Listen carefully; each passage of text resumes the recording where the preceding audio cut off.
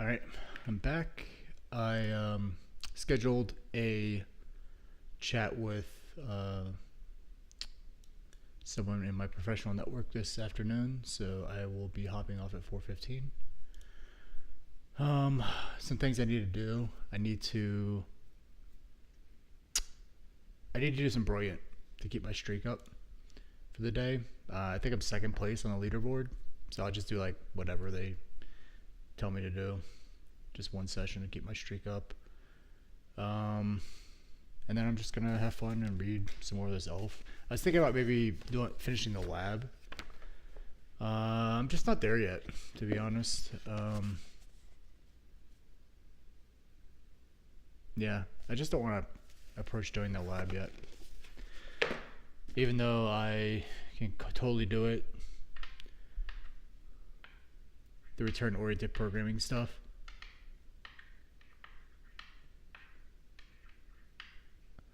I just don't feel good about it. I understand the concept fully. Like, you have a a buffer overflow on the stack. We have a stack allocated buffer that you can overflow to write return addresses onto the stack, and then when that function returns, it'll start executing your gadgets, and then your gadgets return back to the stack, pop the next thing off, return, execute the next gadget, so on and so forth. I understand why it's necessary, because you can't write instructions to the stack anymore because it's not marked executable. So the theory behind it, I fully understand. It's just going in and doing the work to craft an exploit myself by hand. I did it with the 3 other things, and that was fun. But the return-oriented programming one, I just don't really feel super motivated to do it for some reason. So I'm just going to do some brilliant, and then I'm going to do some more reading on this elf format book, and I think that'll be it for the day for me. And during my wind down time, I might actually hop on stream and just talk through some of the things that I need to get straight for my life. Because while I'm making progress on my learning goals for sure, and my fitness goals, I just feel like a lot of the stuff in my life is just like not coming together the way I wanted it to. So I might just do like a stream this evening just to talk about that stuff and think through things, do some self-reflection. It's Saturday, so I'd rather do that than like get on YouTube and watch videos, which is like what I've been doing with my wind down time. I've been using the wind down time as like go full blast on dopamine, and like I was saying earlier in the morning stream, like it's just not a good use of my time, and it's like fucking up my dopamine system. And like pretty much every night for the past like year and a half, going to sleep has been difficult because I've been relying on these highly visually stimulating sources of dopamine, like movies and YouTube and stuff like that. So like almost every night I go to sleep with like me watching YouTube, and then I wake up, and guess what the first thing I do most days is get on YouTube. So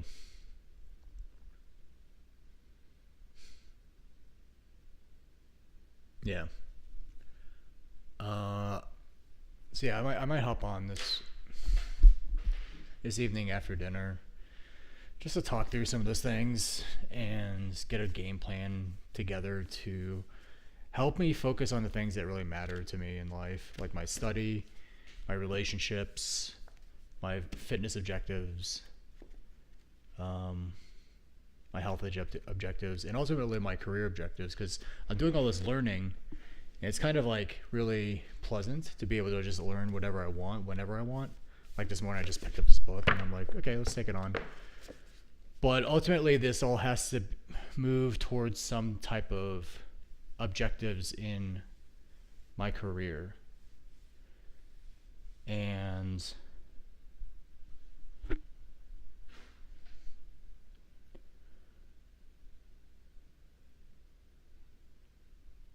I have objectives that I want to move towards, and I don't feel like I'm fully moving towards them.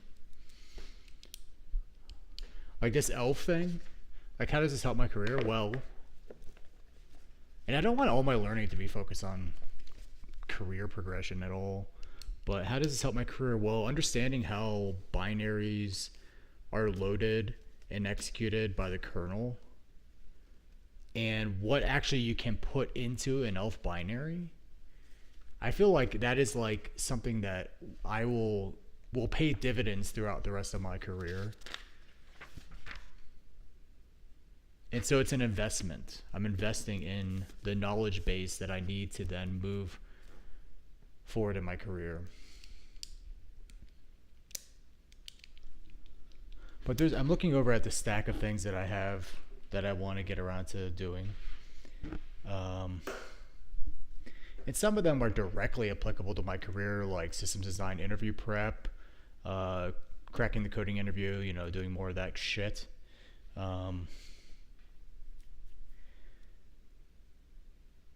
CLRS, all the compiler stuff.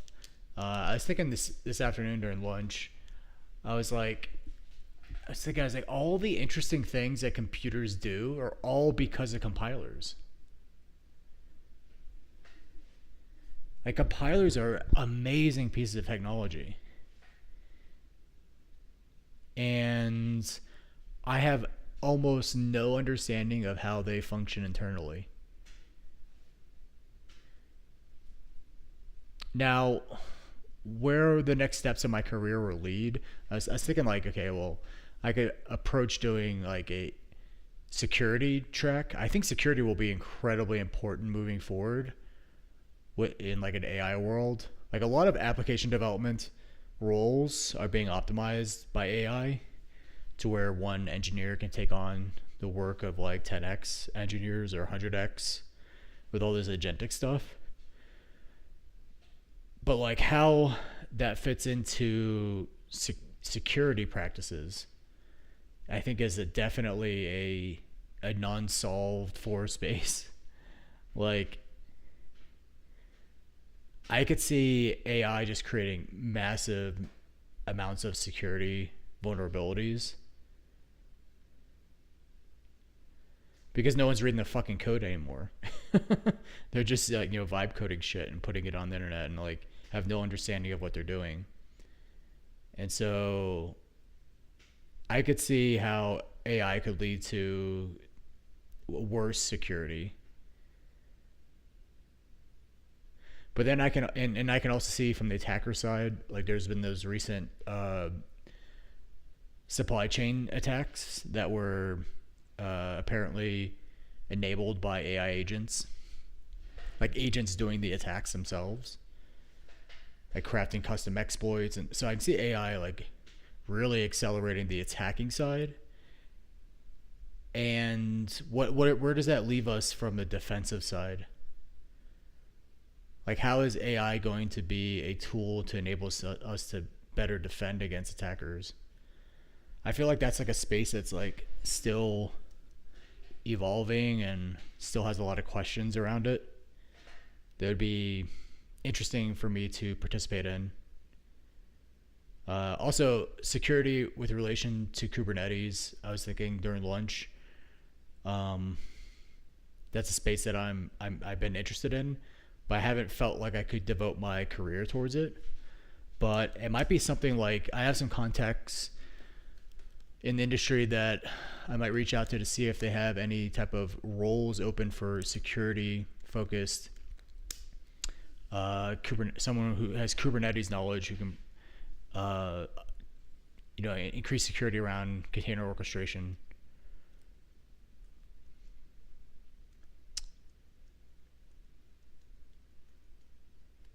The problem with security is that it's a lot of like defensive stuff. It's a lot of like RBAC and permissions and monitoring and alerting and manual steps. And it's like, shit, man, like I don't want to get caught in that. That's like a machine of toil that I don't want to have to suffer. So it would have to be a role where I'm like focused on improving security posture algorithmically, programmatically, but not someone who's like fucking working a Jira ticket backlog for security incidents. That would make me want to just quit. Okay, so that's like something that's been bouncing around my head today. Is like what the next step in my career and life is going to be, and that's one avenue I could pursue. The compilers stuff, I kind of want to just learn to get better as an engineer. Like learn parsing techniques and lexing and semantic analysis and like all that stuff with compilers. I really don't know how any of that stuff works. Instruction selection, optimization, like the whole 9 yards with compilers. Linking. There is a section in the the CSAPP book that's a chapter dedicated to linking. So that's one that I need to get to. Where does C++ fit into my career moving forward? Does it fit in? Like I went back to C in assembly to kind of shore up my fundamental understanding. Helps with operating systems. But like why would I want to invest a lot into C++ at this phase of my career? Like there's plenty of alternatives to C++. There's more Java style stuff with Go. There's other system languages like Rust and Zig now. It's like I kind of want to learn C++ just because it's such a big fucking language that learning it, you kind of touch on everything. Like there's things that certain languages just don't do. They're just like, nope, we're not going to do that. And C++ historically has been the language of, yes, we will do that. And so there's a lot in there to learn, and it's kind of like anything that C++ has done, or anything that a new language does, there's a good chance that C++ has already done it. Now, there's exceptions to that, obviously, with like Rust doing things like borrow checker, its compile time, memory safety guarantees. Like those things, like there's no, I'm not aware of any analog in C++. So there's that, a better fundamental understanding of operating systems. And then there's the performance. That was another thing that was like, security and performance are two paths that I'm thinking about moving my career into. And the thing with performance, systems performance and application performance, is that I don't think AI is going to be immediately good at that. AI generates solutions to problems given constraints. And people are really good at specifying constraints for correctness. But it's hard to specify a constraint for performance because it's like this fuzzy thing. You know, like, and there's kind of like a trade-off. You know, you can improve performance, but at some point it's going to impact the correctness of your solution. And so it's like a fuzzy, multi-dimensional landscape that you're navigating with performance. And AI seems to be really good right now at like generating prototypes, getting ideas into code, getting stuff running, getting it shipped, and like iterating. But like that's not likely to produce like highly performant code unless the model is explicitly instructed to do that with its specific constraints. Yeah, I see performance still being an area where I can have a lot of success in my career. Security and performance. I think security, on one side of the coin, it could be the most rewarding. And on the other side of the coin, it could be the most not rewarding. Whereas performance, I feel like it's somewhere in the middle. So, yeah, that's been some stuff that I've been thinking about, like where my career is headed, what my learning objectives are. Um, that was kind of like a rant, a brain dump. I just did a core dump of all the stuff that's going on in my head right now. But yeah, I think tonight I'll hop on. I'll just put it on the fucking calendar here. Let's do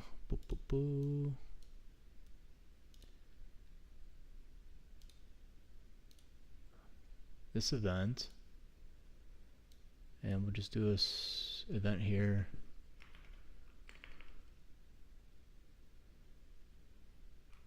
Perspective stream. I want to gain some perspective on my life and career and everything. Okay, so I'll do that this evening. I wasted already about 30 minutes just blabbering, but all right. Before we jump back into I have so many things going on here. Okay.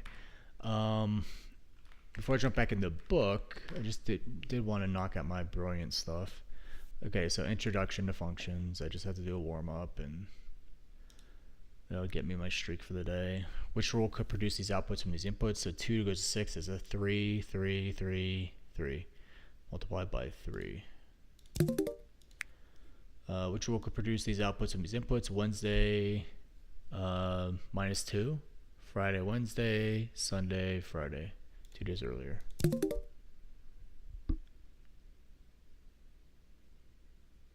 Johnny Sins, what's up, man?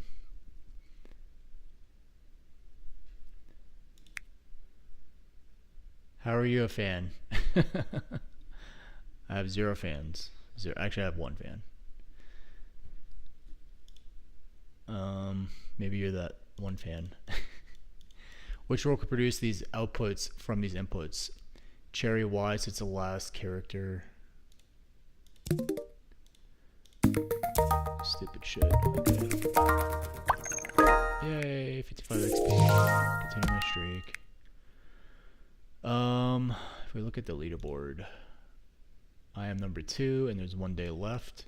So I'm just gonna let that ride. I was number 1, but then kind of burned out on brilliant. So I'm just keeping my streak alive now. All right. So now we are in ELF section headers. I wonder if I should turn the light on.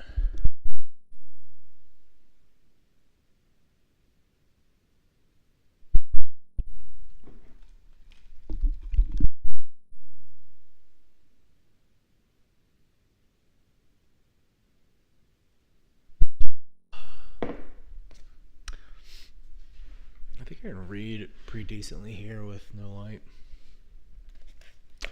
All right, so we hit on what sections were earlier. Let's continue on.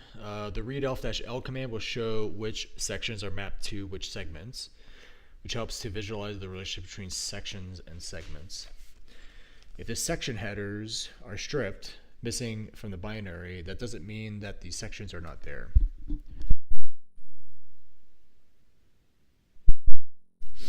It just means that they can't be referenced by section headers. Unless information is available for debuggers and disassembler programs. Interesting. Each section contains either code or data of some type. The data could range from program data such as global variables or dynamic linking information that is necessary for the linker. Now, as mentioned previously, every ELF object has sections, but not all ELF objects have section headers.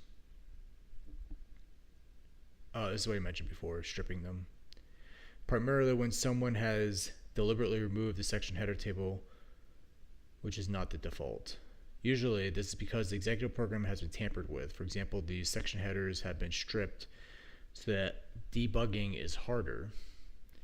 All of GNU's bin tools such as object copy, object dump, and other tools such as GDB rely on these section headers to locate symbol information that is stored in the sections specific to containing symbol data. Without section headers, tools such as GDB and object dump are nearly useless. Section headers are convenient to have for granular inspection over what parts or sections of an ELF object we are reviewing. In fact, section headers make reverse engineering a lot easier since they provide us with the ability to use certain tools that require them. For instance, if the section header table is stripped, then we can't access the sections such as DynSym, which contains imported export symbols describing function names and offset addresses. Even if a section header table has been stripped from an executable, a moderate reverse engineer can actually reconstruct a section header table, and even part of a symbol table, by getting information from certain program headers, since these will always exist in a program or shared library. We discussed the dynamic segment earlier and the different DTAG that contain information about the symbol table and relocation entries. We can use this to reconstruct other parts of the executable as shown in Chapter 8, Extended Core File Snapshot Technology. Okay, I want to have a little chat with AI here. I'm learning about ELF binaries. Please explain to me high level what are sections and segments and how do they differ and what are they used for.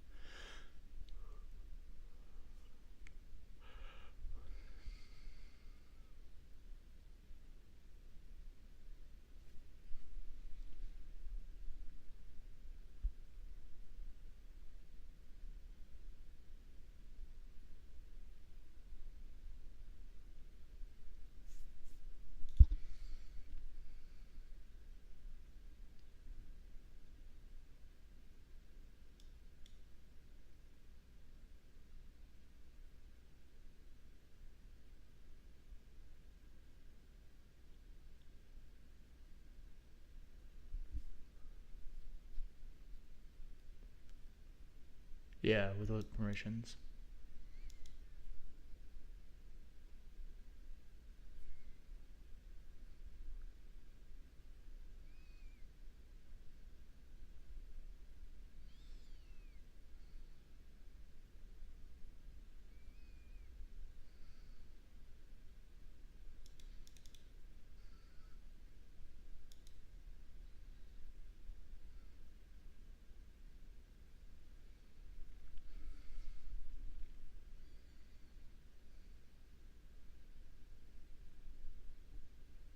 Why would you want to execute read-only data?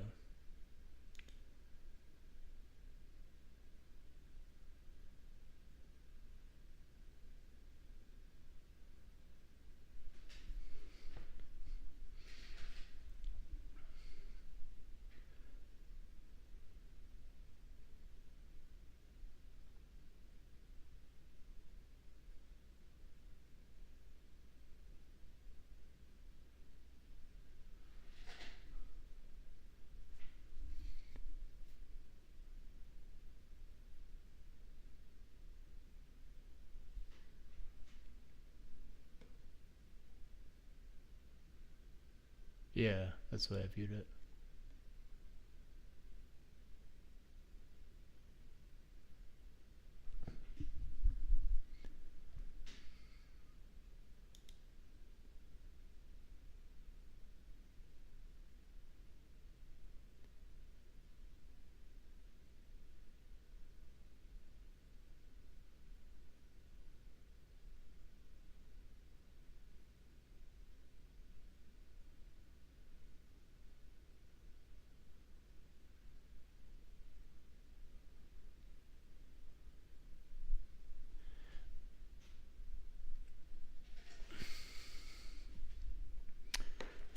So we had a struct here for the segment or program header, which is the type, the offset, virtual physical address, file size, memory size, flags, and alignment. Okay. Whereas a section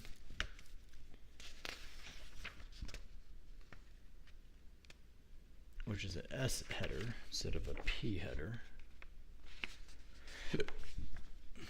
has a type, flags, add or offset, size, link to another section, info, adder, alignment, and entity size.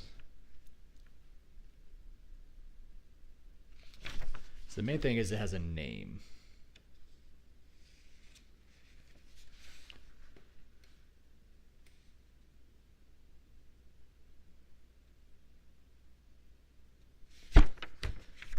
Whereas the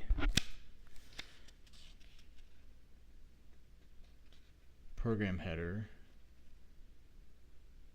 does not have a name. That's one of the main differences. Okay, let's take a look at some of the most important sections and section types. Once again, allowing room to study the ELF man page and the official ELF specification for more detailed information about the sections. The text section. Text section is a code section that contains program code instructions, an executable program where there's also program headers.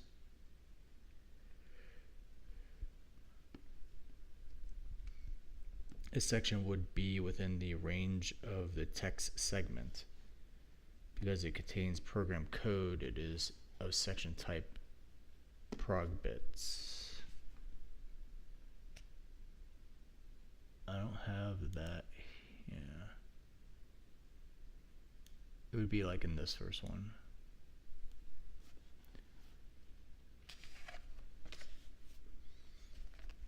RO data section. The RO data section contains read-only data such as strings from a line of C code, such as the following command are stored in this section. The section is read-only and therefore must exist in a read-only segment of the executable.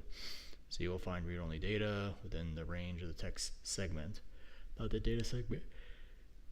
Because this section is read-only, it is of type prog bits. Okay, same thing as a text.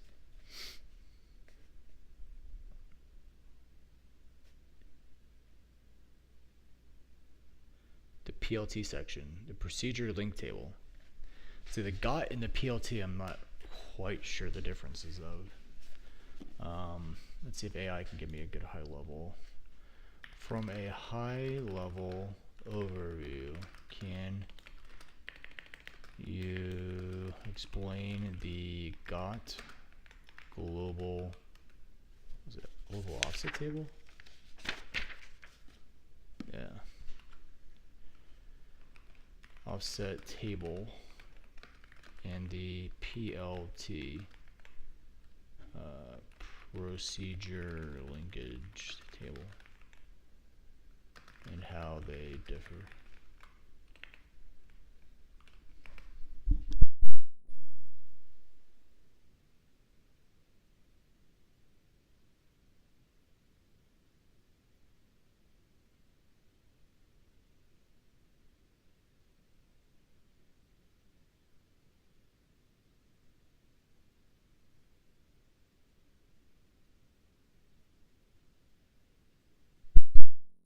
At a high level, the GOT and PLT exist to solve one problem.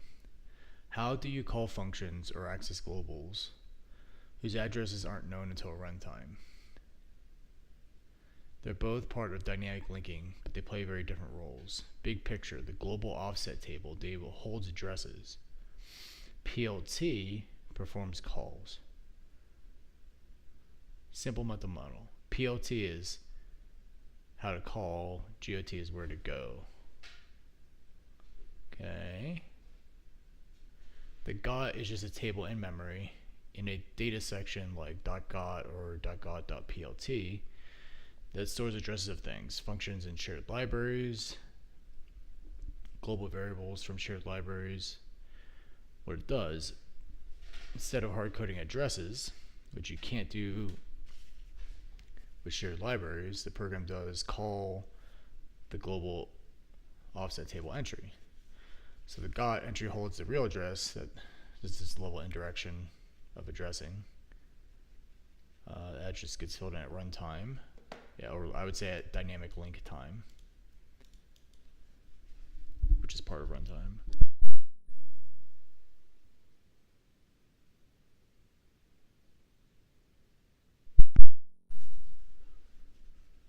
The GOT is indirection, one extra memory lookup to get the real address. PLT, procedure link table. The PLT is a set of stub functions, tiny bits of assembly. Each external function like printf gets a PLT entry. What it does, when you call printf, you actually call printf at the PLT. So it's actually doing the call into the PLT. That PLT stub looks up the address in the GOT. If already resolved, jump there. If not, trigger the dynamic linker to resolve it. Oh, interesting. So the PLT is like the call site. The GOT is just how the PLT knows where to go. Lazy binding while PLT shines. The PLT enables lazy binding. First call resolves symbol slow. Later calls direct jumping and fast. First call flow, main, printf, PLT, GOT entry, not resolved yet, dynamic linker, resolve printf address, right into the GOT, jump it to real printf. Subsequent calls just go through the GOT. Core differences, the GOT and the PLT. GOT is just a data table, PLT is actually code stubs. Purpose, store, resolved addresses, control how calls happen. Used for functions and globals. PLT is for functions only. So if you're accessing a global, it needs to be in the GOT already. It can't be loaded lazily, or you have to do it the load it yourself. Mutability updated at runtime. PLT is static code. Role. So where is it, or how do I call it? Okay. We already understand how they work together. God damn, ChatGPT is so fucking verbose.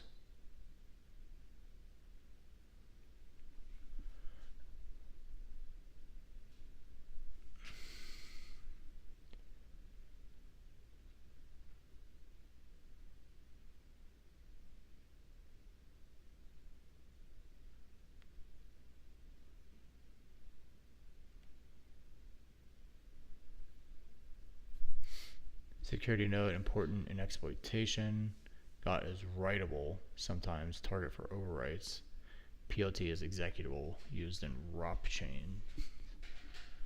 Interesting.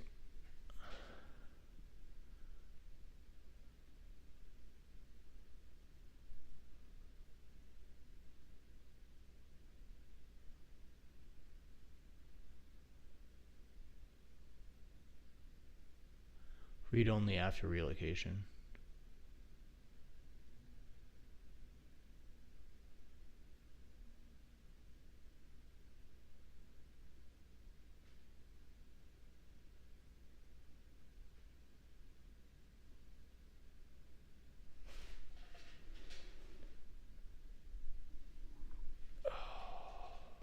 Okay. Kill that. Onward. The PLT section. The procedure link table will be discussed in depth later in this chapter, but it contains code necessary for the dynamic linker to call functions that are imported from shared libraries. It resides in the text segment and contains code, so it's marked as type prog bits. The data section. Data section, not to be confused with the data segment.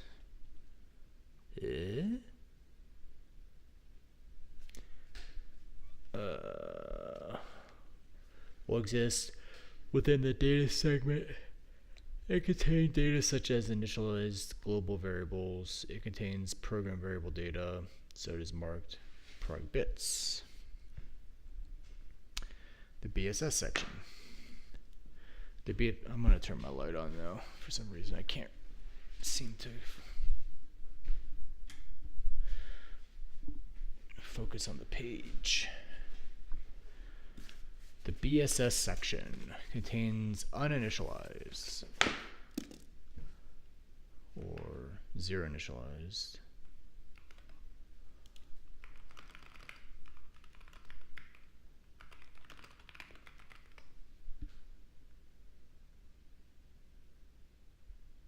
block started by symbol.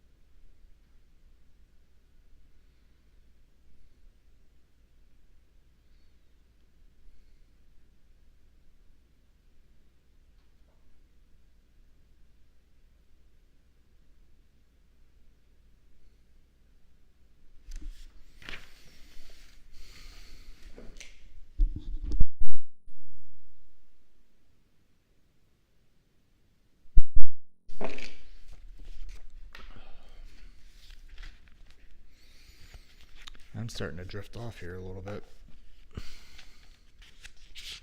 They're just talking about a bunch of different sections, relocation sections, hash section. Now I'm on the symbol tab. There's a lot of table data here. Then we get into symbols. How do people like keep interest in this stuff? No idea.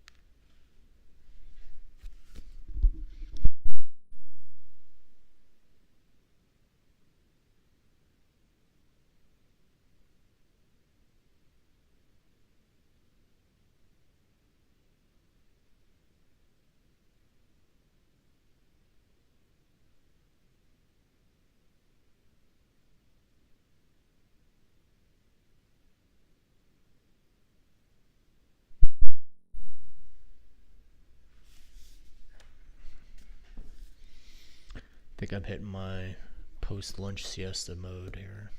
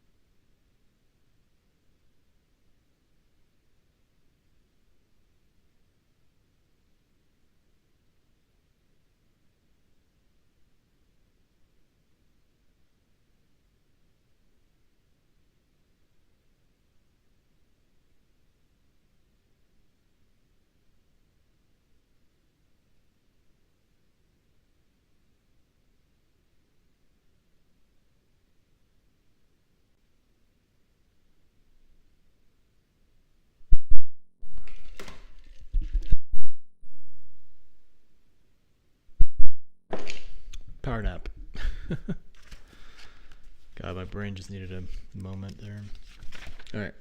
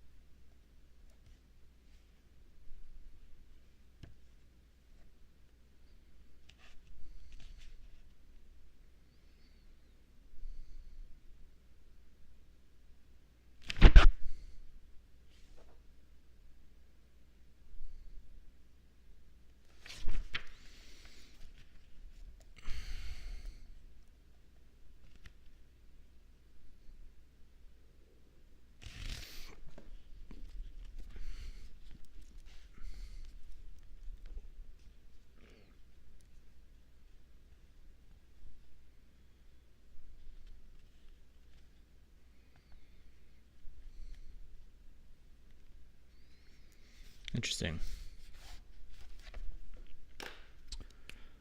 So Linux loadable kernel modules are actually relocatable objects.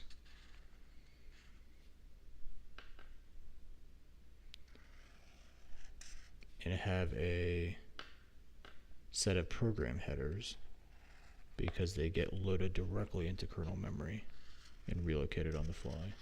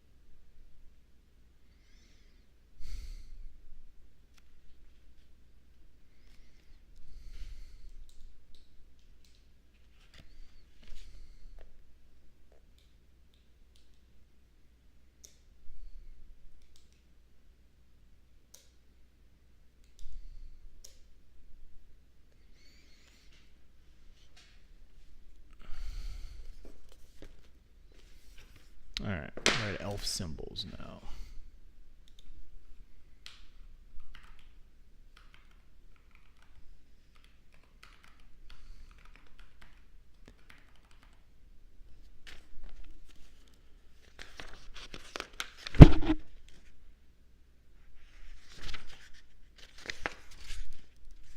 Elf relocations.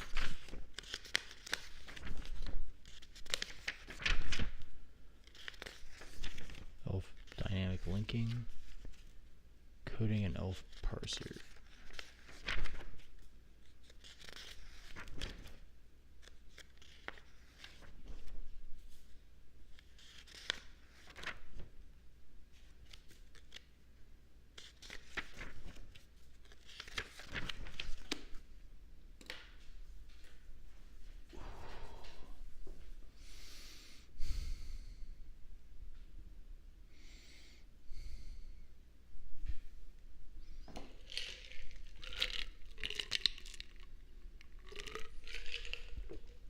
Try to hunt down my lamp, my seasonal affective disorder lamp, because I'm getting sleepy.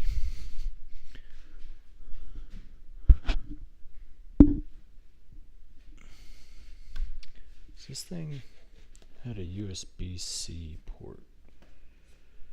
Do I have that? Maybe. Is this it? That's a mouse. Would have been white. I guess I can use this keyboard.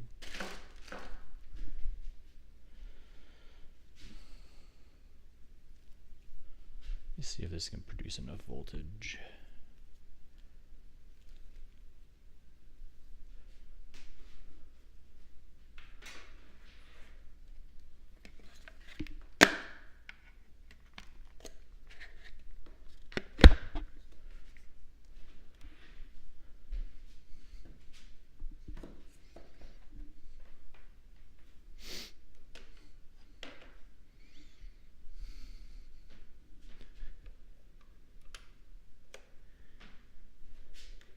Hey, look at that. Oh.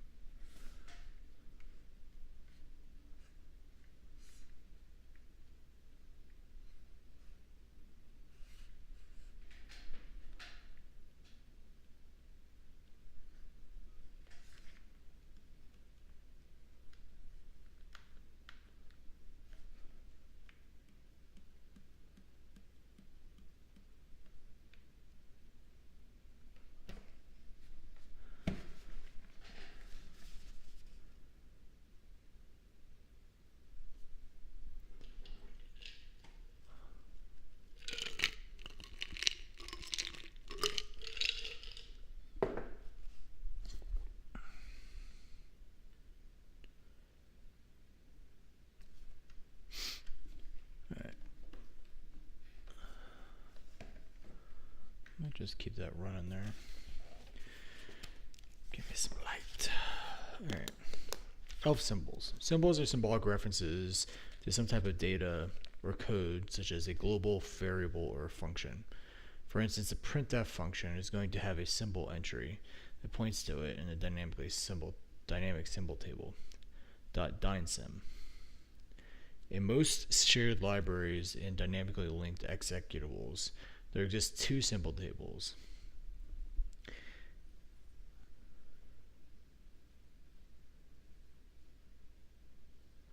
In the readelf-s output shown previously, you can see two sections, dynsim and simtab. Readelf-s.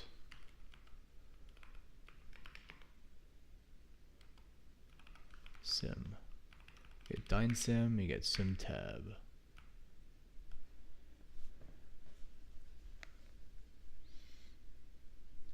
The dynsim contains global symbols that reference symbols from an external source, such as libc functions like printf, whereas the symbols contained in simtab will contain all the symbols in dynsim.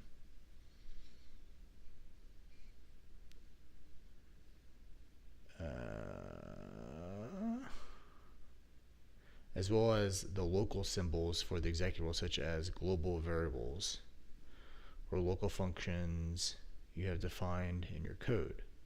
So simtab contains all the symbols, whereas dynsim contains just the dynamic global symbols.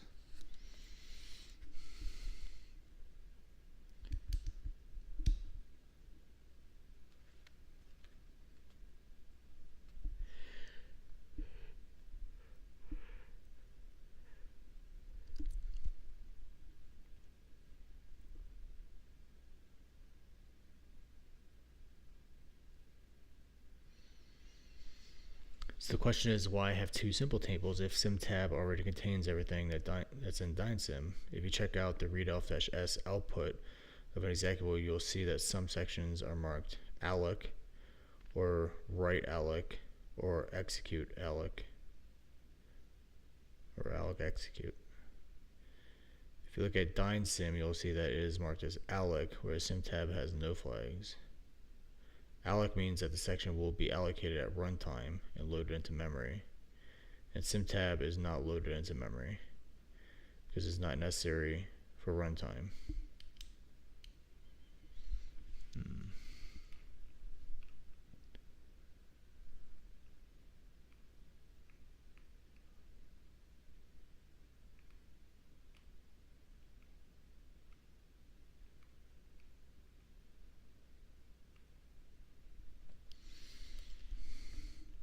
If symbol table, yeah, we're dealing with all this stuff that's like information at load time.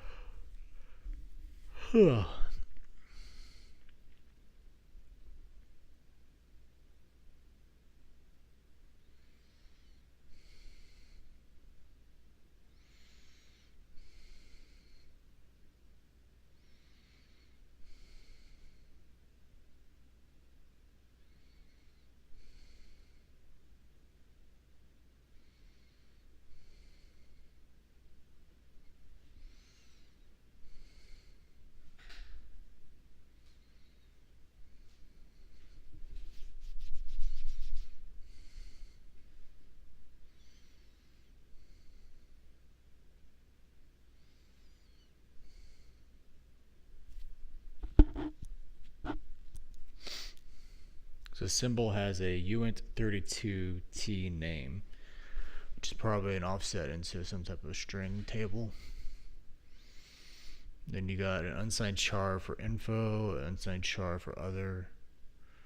You got a uint16t for shared index, something like that. You got an elf64 adder for the value, which is like the thing that the symbol points to is an adder. And a uint64t, which is the size. Symbol entries are contained within the symbol tab in DynSym sections, which is why the sh ent size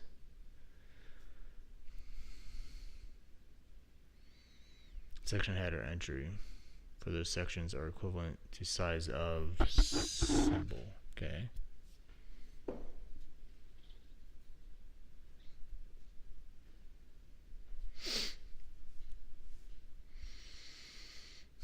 Oh, now they're going to go into all the fields.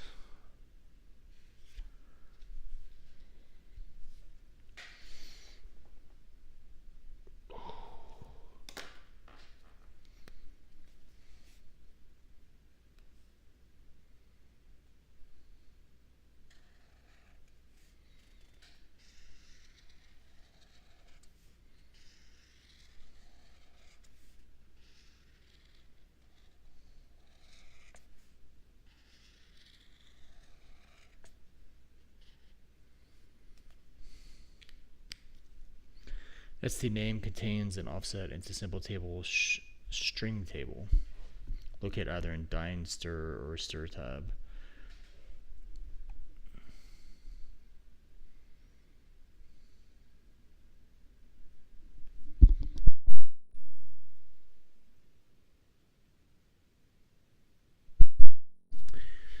St value. The st value holds the value of the symbol, either an address or offset of its location. St size. The size contains the size of the symbol, such as the size of a global function pointer, which would be 4 bytes on 32-bit systems or 8 bytes on 64. St other. This member defines the symbol visibility. Interesting.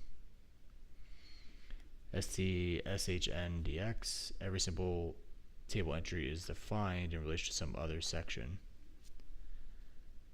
Section header index. This member holds the relevant section header table index. STInfo. The STInfo specifies a symbol type and binding attributes. For a complete list of these types and attributes, consult elf man page. The symbol types start with STT, whereas the symbol bindings start with STB. As an example, a few common ones are explained in the next sections. We get the following symbol types.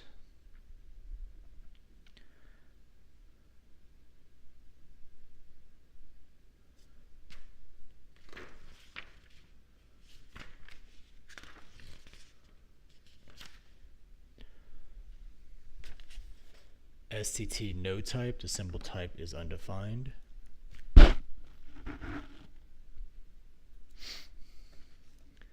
stfunc, symbol is associated with a function or other executable code. Symbol associated with data object, STT object. Symbol bindings.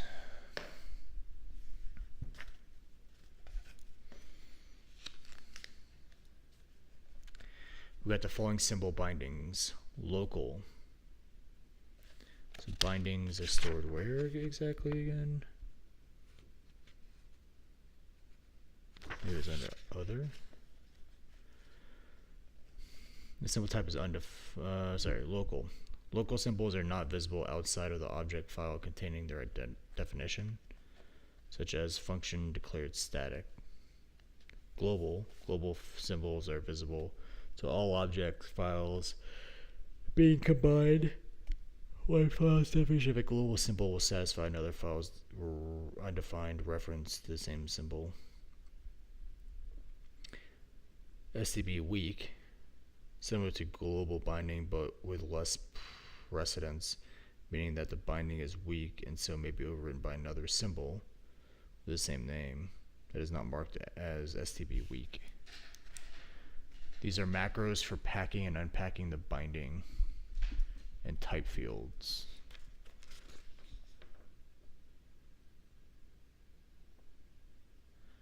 I guess they're in info or other in those two.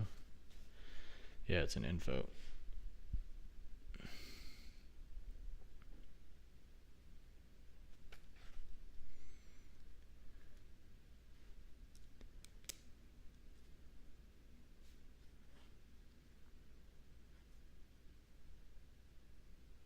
So you get type and binding from info, and you can get info out of those two values.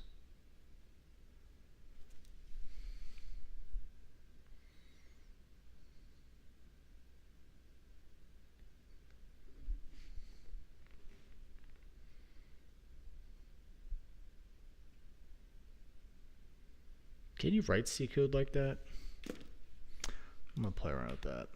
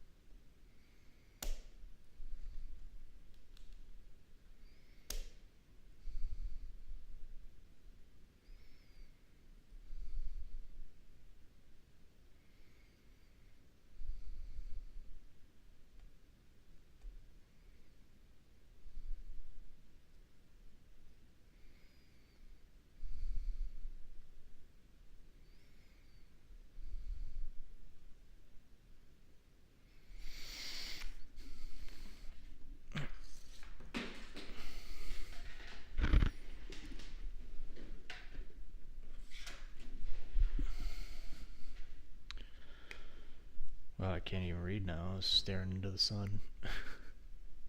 It's not a great idea.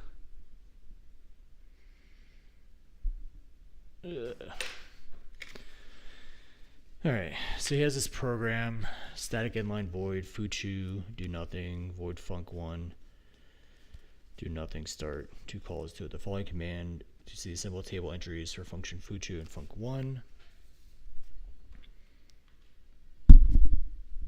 I'll be right back.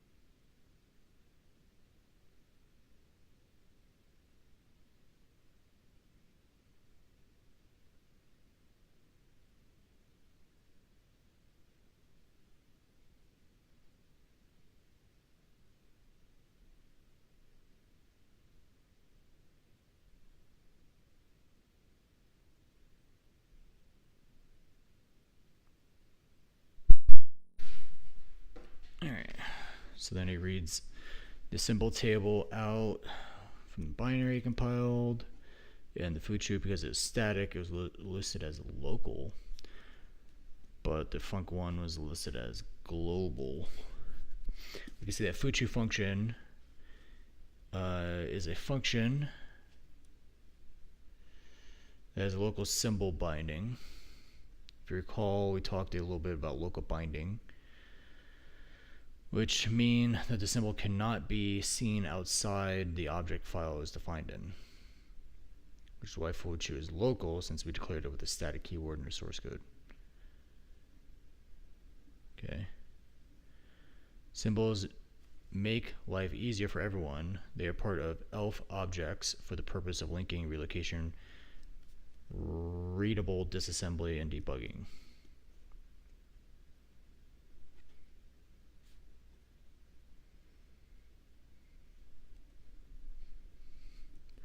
This brings me to the topic of a useful tool that I coded in 2013 named ftrace. Similar to, and in the same spirit of ltrace and strace, ftrace will trace all the function calls made with the binary and can also show other branch instructions such as jumps. Originally designed ftrace to help with reversing binaries, for which I didn't have the source code while at work. The ftrace is considered to be a dynamic analysis tool. Let's take a look at some of its capabilities. So bpftrace would replace this with uprobes. We compile a binary with the following source code. So we got func1, abc, prints out abc, and then main calls it. Now, assuming we don't have any preceding source code, and we want to know the inner workings of the binary that it compiles to, we can run ftrace on it. First, let's look at the synopsis. Ftrace takes a PID optionally, some flags in the program, kind of like strace. Usually just follows PID-P, traces the PID-T. This is sort of type declaration of the function arguments. This prints string values. Shows function calls to strip symbols. This gives verbose output. This gives the miscellaneous elf information, symbols, dependencies. Cap C, which is not listed in the usage. This completes the control flow analysis. 1, 2, 3, 4, 5, 6. 1, 2, 3, 4, 5. So there's one other, I guess that one there. Okay. Let's give it a try. ftrace. Function tracing begins here. Oh, that's cool. I'm downloading that. Yay. ftrace.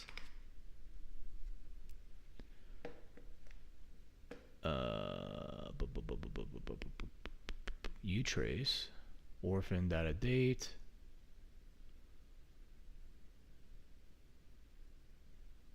Utrace here. Utrace get.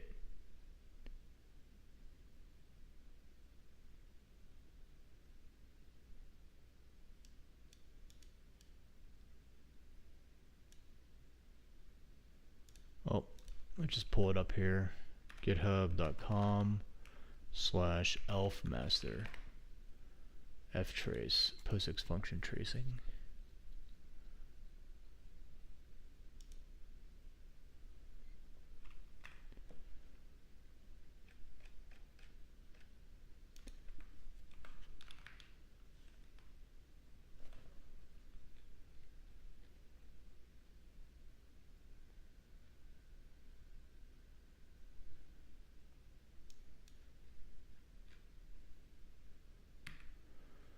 Okay, readme, here we go.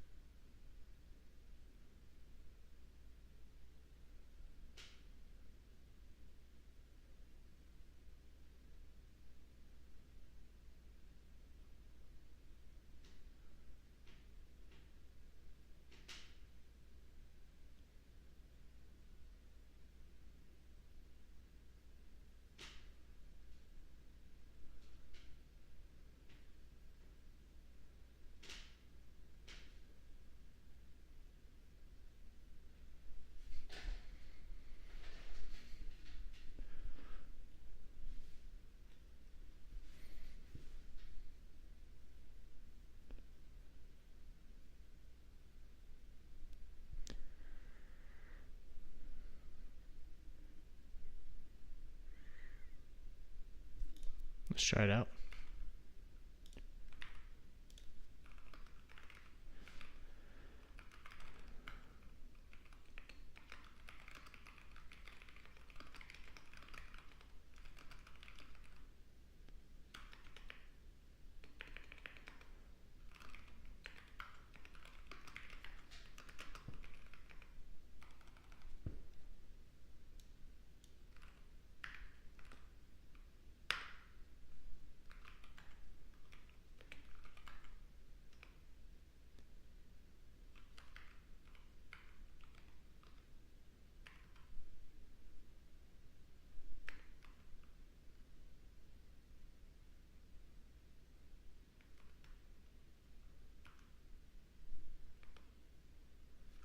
I don't need that much.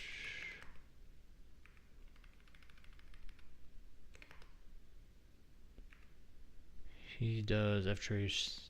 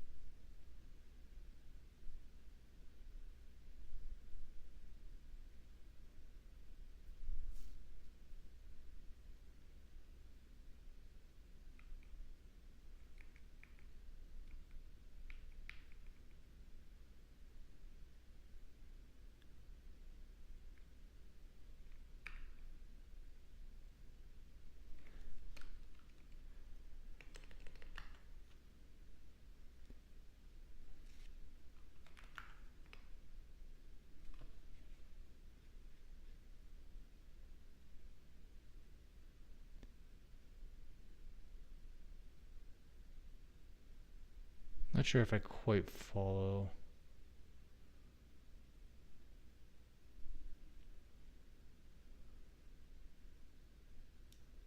First thing is output here. This libc start main, it seems wrong. Local call, show bytes.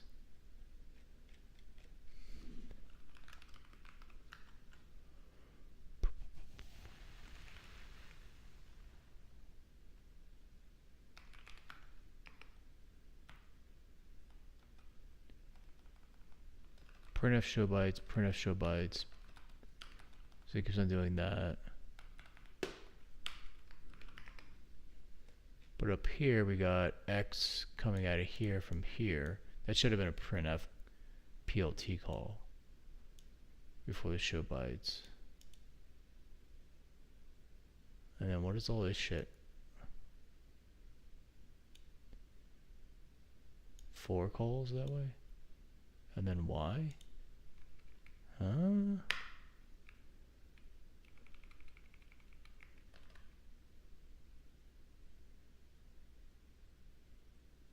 Oh, because of that PLT call up here. And then the new line. Yeah.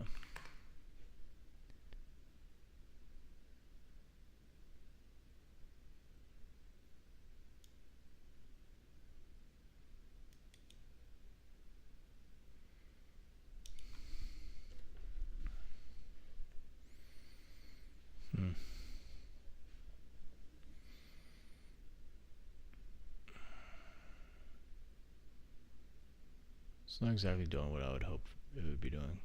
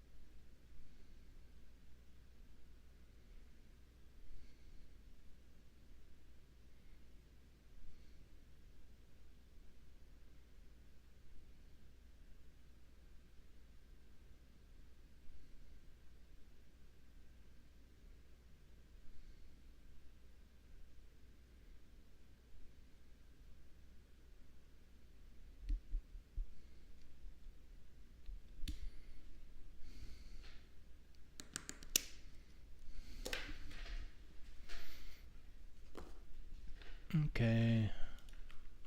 Moving on to relocations.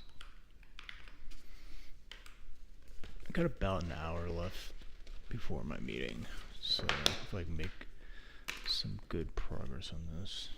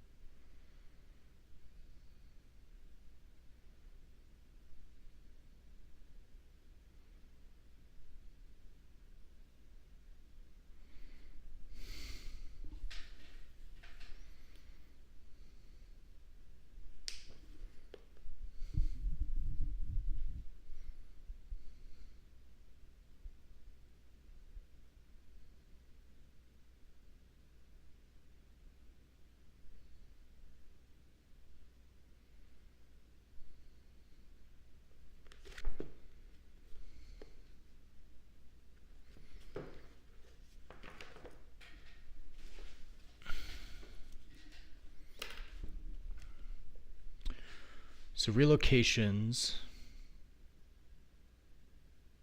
I'm struggling with some of this. But basically when you compile object code, there's both symbolic references, which are things that you're calling into that aren't part of the object code. And there's also the symbols that are part of the object code that will be referenced by other object code, external things. And so when you're compiling, or sorry, when you're linking, I should say, these objects together, you have to update the placeholders in the object code that has a symbolic reference to point to the location where the other object code is, basically.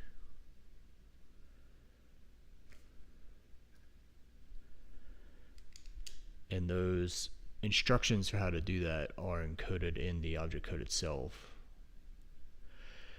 as relocation instructions or relocation entries.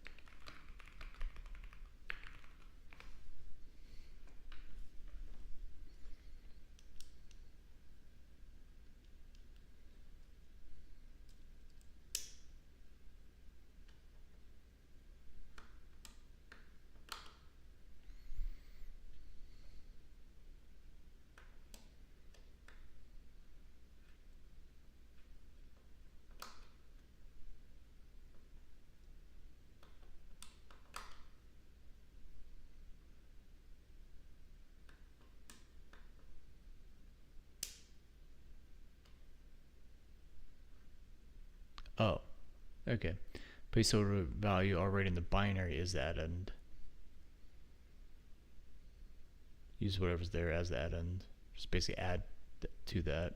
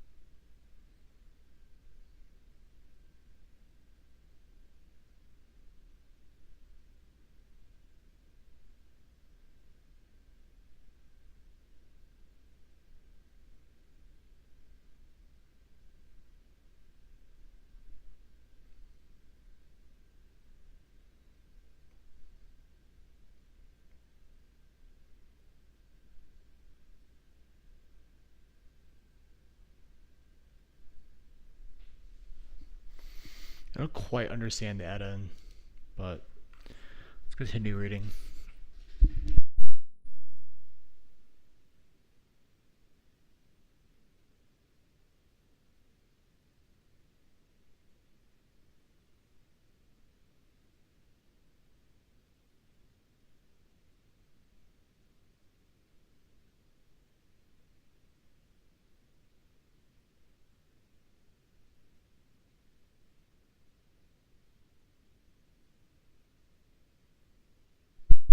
Let's actually do this test here.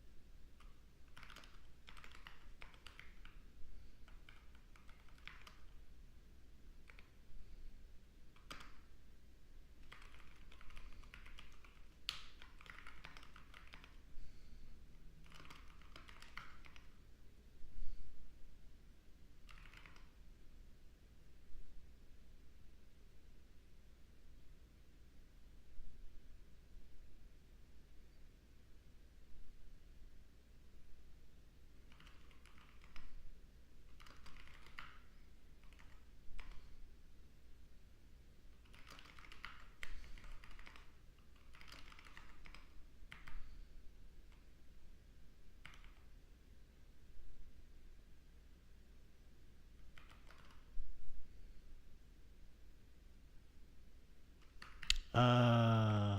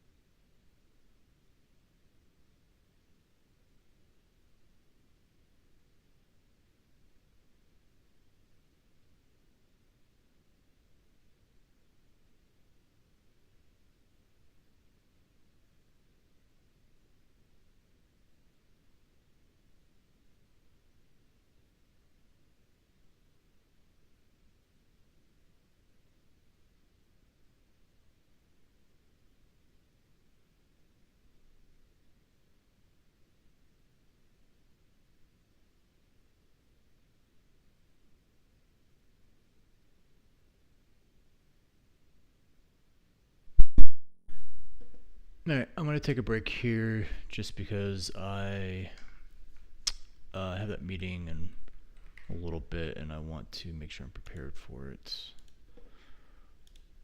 So I'm just going to do, what is it, 4? Yeah, 4. Yep. Cool. Made some progress on the Read Elf, the Learning Binary Analysis book. Got to page 33, or completed page up to page 33, past inclusive. I almost finished chapter 2. This stuff might require multiple readings, to be honest, to fully grok.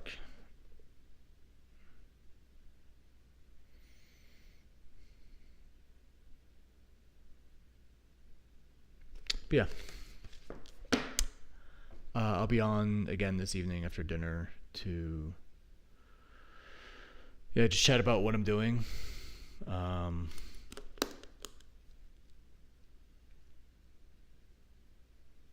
What my learning objectives are, how they are going to contribute to my career objectives.